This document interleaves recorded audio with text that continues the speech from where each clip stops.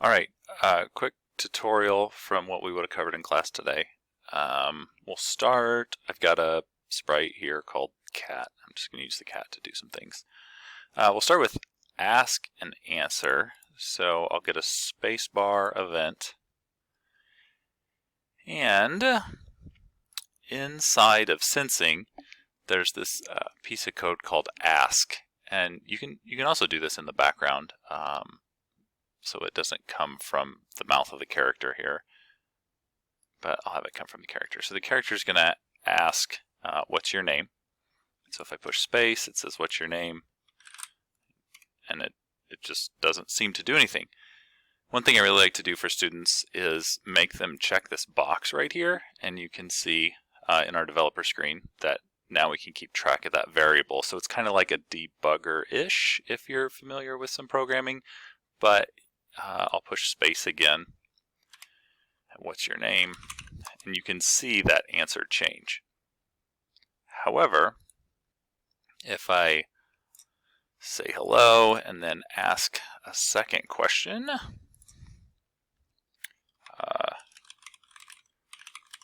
do you have any pets? So if I push space, what's your name? Hello, do you have any pets? You'll notice when I answer the second time, the answer changes. So if we get a name from someone and we need to be able to use it, what I'll do is I'll come down here to variables. Again, this my variable is so we can see what these four things are. I'm going to make a variable. I'll call it username. So I've got my username variable. Let me do that again. Let me show you something. When I go to make a variable here, you've got this choice of for all sprites or for this sprite only. So if you leave it for all sprites and the background can see the value of the variable. If you do this, then only the sprite you're on knows the value.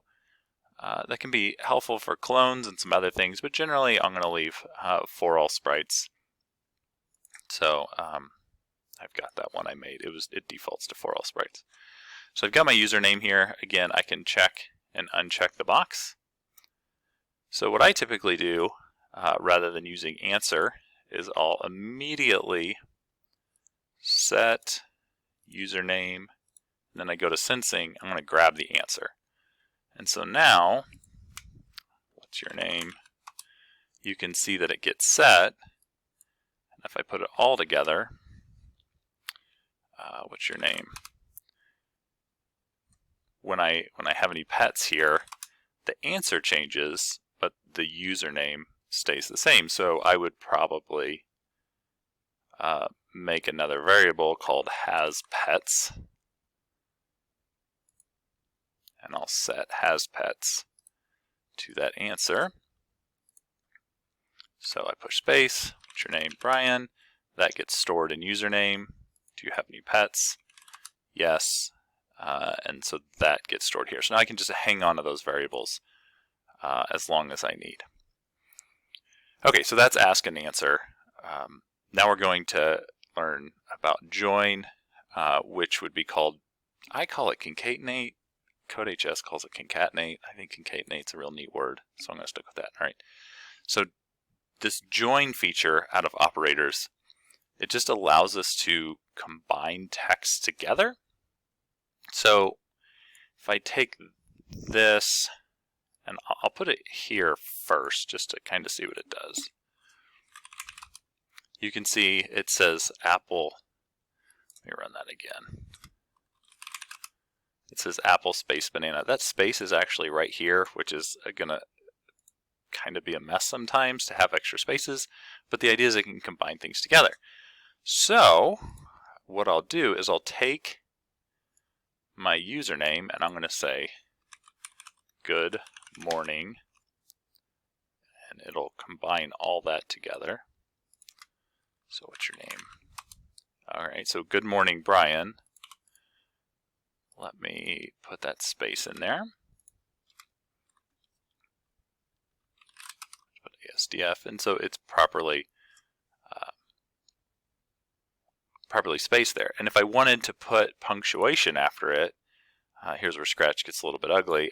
I would take these joins and build them together. When you go to drop these things, I always look for the left side and you'll see it highlight in white. That means it's ready to be dropped in there. And then so I'll highlight that one, good morning, there's a space there, username, and then I could put an exclamation point. So what's your name? Brian. Good morning, Brian. So that would be a little more complicated. Concatenating or joining in Scratch. You can use this to get relatively complicated later on, especially with variable names to go through some things, but we don't have to worry about that right now. Right now we're just combining some text together. All right, then we'll get into like basics of truth tables-ish, kind of just if something is true. So I'm going to put this back on here. Do you have any pets? I'm going to say if has pets is yes. So like if they have pets, I'm going to say something, and then else or otherwise, I'll say something else. So how about, let me build this. So operators, and you can see the hexagon shape. So I want this equal to sign.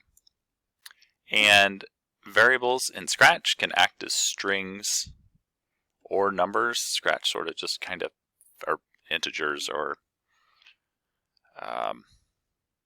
rational numbers. Scratch just does it in the background and you don't really know. So I've got, I'm going to say if has pets equals yes, meaning they have to type that exact phrase. I'll say, cool, me too. Else or otherwise, we can say, okay, like, I'll just say, okay, I'll just leave that on there. All right, here we go. So what's your name here at the top? And it's waiting for an answer. This is like a little, the code just hangs until it gets something. So what's your name? I'll say, my name is John. Good morning, John. Do you have any pets? So again, it's going to hang right here. And if I answer in the affirmative, if I say yes, it'll store yes in this has pets variable, and then this should hit as true. This is cool, me too. All right, so if I run that again,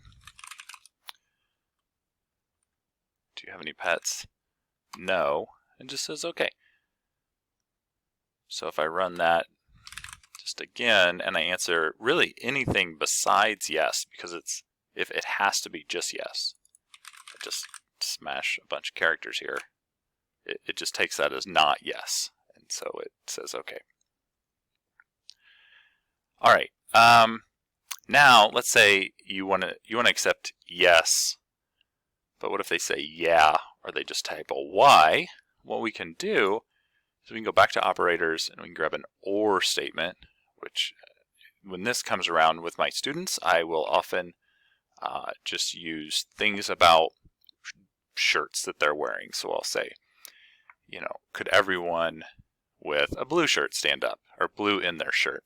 And they stand up accordingly. And then I'll say, everyone with blue in their shirt or red in their shirt stand up. And they stand up. And then I'll go with, could everyone with blue and red in your shirt stand up? And then we talk about what the difference in those questions are.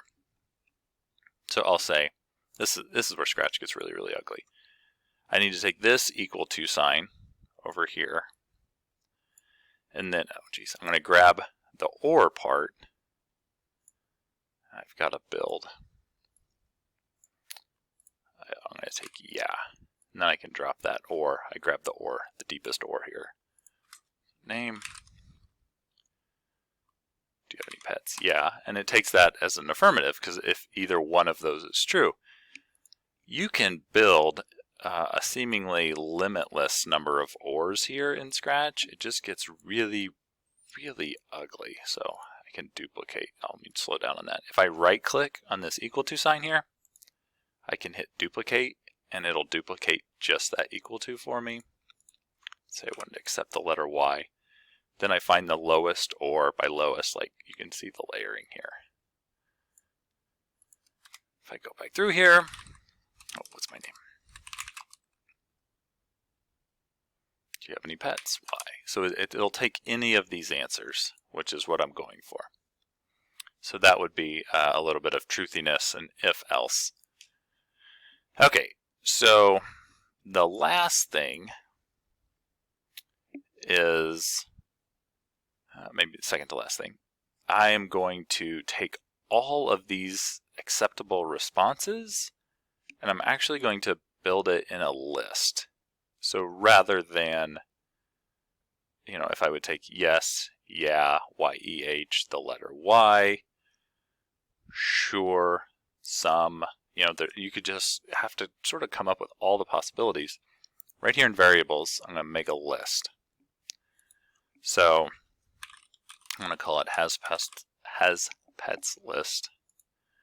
Now when I do that, you'll notice all these things here show up. I've got adding to a list, deleting a certain thing on a list, delete all of the list, insert, replace, then you can pull the specific item, the length, whether the list contains, that's what we're going to use. You can show and hide the list. So the list is currently showing, which I really like because I want to see it.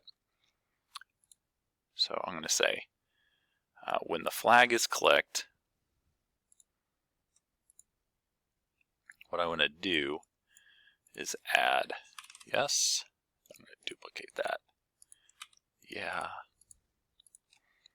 Yeah. Letter Y. Some. So and you'll notice if I push the flag, the list is 19 long, 24, so it just keeps adding and adding. So oftentimes what you'll do is you want to just wipe the list when the program starts. So I'll take delete all and throw it on the flag. Now every time I push the flag, the list gets wiped out and repopulated. So this wipes the list, repopulate the list. So I can take all of this, I'm going to set it to the side in case I just want to reference it. Then I can use, does the pet list contain, oh, is that right? Yes. So now, does the list contain, and I want to see if it contains their answer, but I sort of stored their answer as this has pets variable. So this part gets a little weird. I'm saying, does the list contain whatever that answer was right here that I've stored permanently?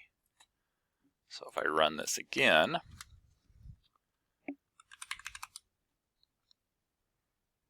do I have any pets? So it still works. And if I run it, do I have any pets? No. It'll say, okay. So you can start to, this is just sort of introduction to lists is the easiest thing. And you can nest if statements in here, and I think the program for homework has you do that. Just practice nesting. So if I had, so if they haven't answered yes, I could then say if, let's go with, how about if they said no? If that has pets variable is no, maybe I say why not? And then if it's yes, this would ring true. Otherwise, it runs this. And so if it's no, it says why not? And then I could say something. I don't mean to do that. I could, if it's not yes and it's not no, I could say huh. So that way, if they answer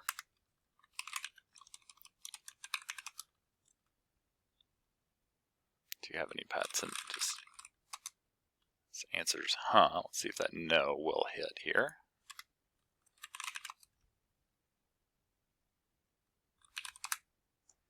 There we go. So there's a little more complication to this. And I will save this and post it, and the deadline on this will be pushed back, and I'll email all this out. I'll see you on Monday.